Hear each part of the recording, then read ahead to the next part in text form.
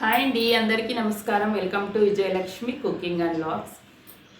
ఇన్ని రోజులు వీడియో అయితే ఎందుకు పెట్టలేదంటే కొన్ని కారణాల వల్ల వీడియో అయితే పెట్టలేదన్నమాట.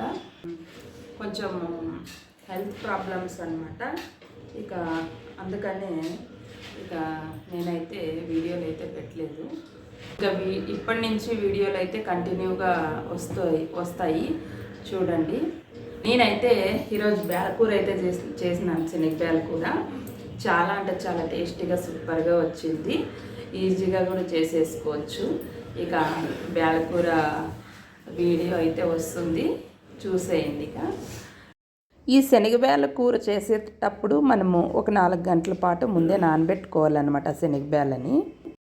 కుక్కర్ పెట్టేసుకొని ఆయిల్ వేసుకొని ఆవాలు జీలకర్ర వేసేసి ఆనియన్స్, కాస్త కరివేపాకు, అల్లం వెల్లుల్లి పేస్టు వేసేసి ఒకసారి బాగా కలిపేసుకోవాలి.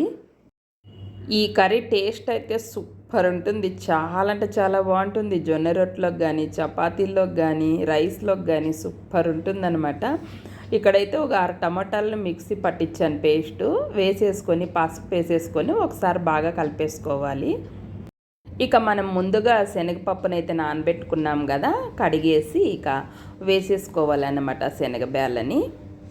కందిబేళ్ళు అయితే తొందరగా ఉడికిపోతాయి, శనగబేళ్ళ కాబట్టి కాస్త నానబెట్టి వేసుకుంటే తొందరగా ఉడుకుతాయి.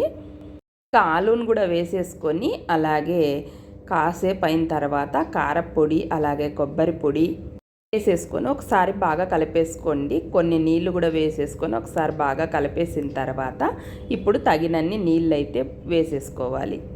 రసం బాగా దండిగా కావాలనుకుంటే ఎక్కువ నీళ్ళు వేసుకోవచ్చు, లేదు చిక్కగా కావాలనుకుంటే కొన్ని వేసుకున్నా సరిపోతుంది. మా ఇంట్లో అయితే వేడి వేడి అన్నంలో తినేసారనమాట. లైక్ చేయండి, షేర్ చేయండి.